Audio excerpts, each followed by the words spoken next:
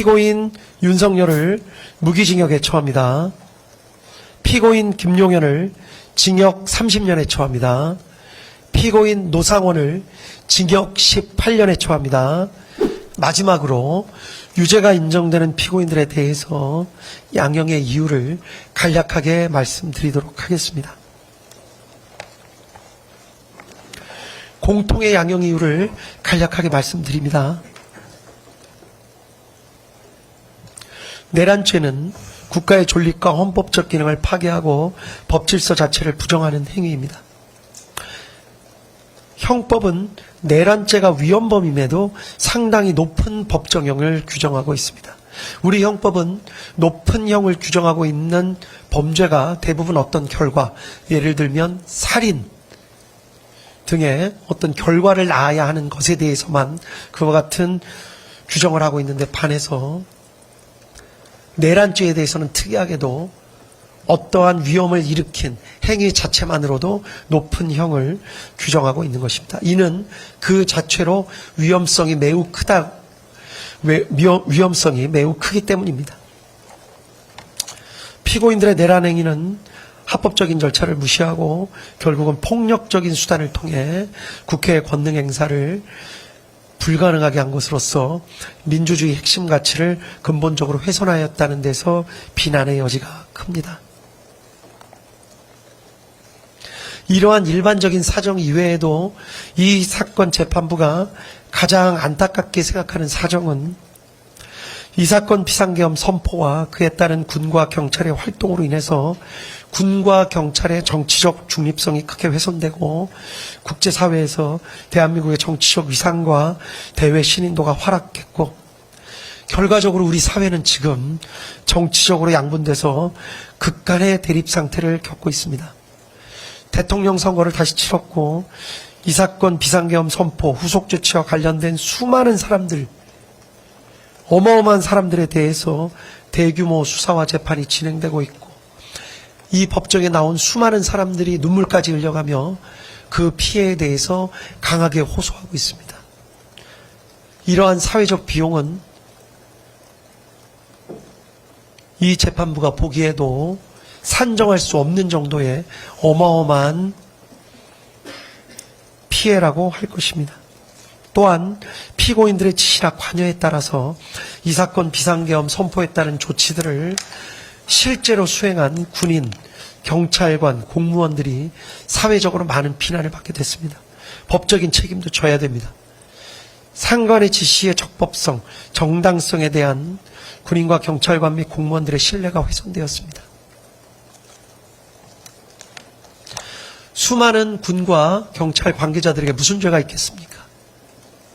형법상 죄를 물을 수는 있지만 피고인들께서 순간적인 판단을 잘못하였던 이유 때문에 이미 일부는 구속돼 있고 그들의 가족들은 고통받고 있고 무난하게 군생활이나 경찰생활을 마무리할 수 있었던 다수의 공직자들이 모두 어마어마한 고통을 겪고 있다는 사정은 우리 사회에 큰 아픔이 될 것 같고 지금 진행되고 있는 여러 사정을 살펴보더라도 그러한 상황은 앞으로도 상당 기간 진행될 것으로 보입니다. 이러한 사정에 있어서도 이 법원은 피고인들의 일반적인 양형 사유로 참작할 수밖에 없었습니다. 다음 개별적인 양형 사유에 대해서 말씀드리겠습니다. 먼저 윤석열 피고인에 대해서입니다. 범행을 직접 주도적으로 계획했고 다수의 많은 사람들을 범행에 관여시켰습니다. 비상계엄으로 인해서 막대한 사회적 비용이 초래됐고 피고인이 그 부분에 대해서 사과의 뜻을 내비치는 모습을 찾아보기 힘듭니다. 또 이 사건 재판이 진행되는 과정에 별다른 사정 없이 출석을 거부하기도 했습니다. 다만 아주 치밀하게 계획을 세운 것으로 보이지는 않습니다. 물리력의 행사를 최대한 자제시키려 했던 사정도 보입니다. 실탄 소지나 직접적인 물리력, 폭력을 행사한 예는 거의 찾아보기 어려웠습니다. 대부분의 계획이 실패로 돌아갔고 이 사건 범행 이전에 아무런 범죄 전력이 없고 장기간 공무원으로 봉직해왔으며 현재 65세의 비교적 고령입니다. 다음 김용현 피고인입니다. 이 사건 비상계엄을 주도적으로 준비했고 군의 국회, 선관위, 여론조사 꽃, 더불어민주당사 출동 등을 사전에 계획했으며 독단적으로 부정선거 수사를 진행하려는 별도의 계획을 마련하기도 했던 것으로 보입니다. 피고인 윤석열의 비이성적 결심을 옆에서 조장한 측면이 있는 것으로도 보입니다. 다만 김용현 피고인 역시 물리력의 행사를 최대한 자제시키려 했던 것으로 보이고 대부분의 계획은 실패로 돌아갔습니다. 이 사건 범행 이전에 아무런 범죄 전력이 없고 장기간 공무원으로 봉직해왔으며 현재 65세의 비교적 고령입니다. 다음 노상원 피고인입니다. 피고인 김용현과 함께 부정선거 수사 등에 관해서 치밀한 계획을 세우기도 했고 민간인임에도 자신의 영향력을 과시하는 방법으로 정보사 인원 등 다수의 사람들을 끌어들여 피해를 입혔습니다. 전반적인 비상계엄 관련 내용을 의논한 것으로 보여 주도적 역할을 한 것으로 보입니다. 다만 현재 별개의 재판이 진행 중인데 병합되어 판단받았을 경우에 형평을 고려할 필요가 있습니다. 무엇보다 군의 투입 등 폭동행위 자체에는 관련된 폭동행위 자체에는 직접적으로 관여하지는 않았습니다. 이러한 부분도 유리한 양형 사정으로 참작했습니다. 다음은 조지호 피고인입니다. 조지호 피고인의 경우에 경찰의 총책임자임에도 포고령을 면밀히 검토하기는커녕 이를 근거로 국회 출입을 차단했고 민간인을 보호했다는 사정을 발견하기가 어렵습니다. 오히려 경찰이 군의 국회 출입을 도우도록 했습니다. 선관위에 경력을 투입하는 데 관여하기까지 하였습니다. 다만 계엄 선포 당일에서야 군의 국회 투입 등 사실을 알게 된 사정이 있습니다. 국회 출입 통제 시간이 비교적 짧았던 것으로 보입니다. 구체적인 사항을 일일이 지시한 것으로 보이지 않습니다. 오랜 기간 동안 경찰 공무원으로 봉직해왔고 아무런 범죄 전력이 없으며 혈액암을 앓는 등 건강이 상당히 좋지 못합니다. 다음으로 피고인 김봉식입니다. 피고인 김봉식 역시 피고인 윤석열과 피고인 조지호의 지시에 따라서 경찰을 국회에 출동시키거나 국회 출입문을 폐쇄하고 국회의원 등을 포함한 사람들의 국회 출입을 막는 일을 직접 주도하였습니다. 특히 국회를 경비해야 할 임무를 가지고 있는 국회 경비대에게조차 국회 출입 통제에 관여하게 하는 등 비난의 여지가 큽니다.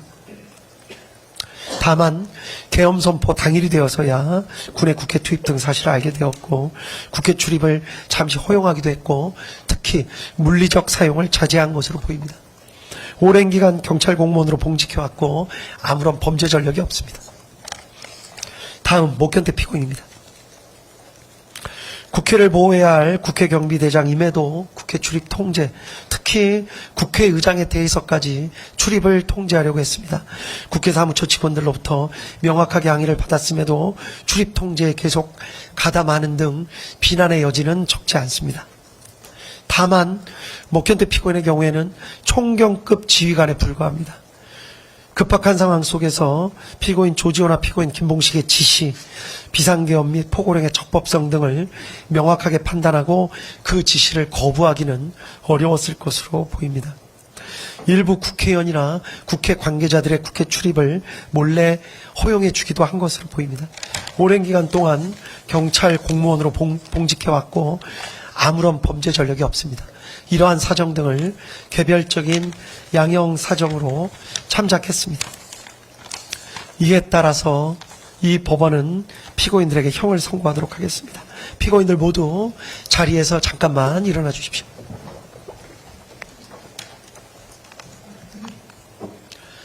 주문을 선고하도록 하겠습니다. 피고인 윤석열을 무기징역에 처합니다. 피고인 김용현을 징역 30년에 처합니다. 피고인 노상원을 징역 18년에 처합니다. 피고인 조지호를 징역 12년에 처합니다.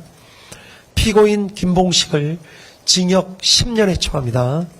피고인 목현태를 징역 3년에 처합니다. 피고인 김용군과 피고인 윤승영에 대해서는 무죄를 선고합니다.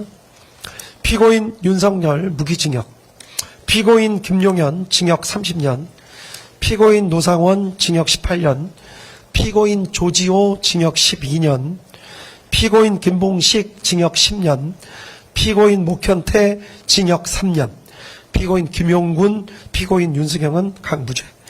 이 판결에 불복하는 경우에 오늘로부터 일주일 이내에 이 법원에 항소장을 제출함으로써 항소할 수 있습니다. 그리고 피고인 김용군, 피고인 윤승영에 대해서는 무죄 판결의 요지를 공시하려고 합니다. 이에 특별한 이의가 있으신가요? 예. 특별한 이의 없는 것으로 알고 있겠습니다. 무죄 판결 요지 공시한다고 말씀드립니다. 판결문 선고까지 마쳤기 때문에 중계 방송은 여기까지 하도록 하겠습니다. 예, 여기까지 중계를 마칩니다.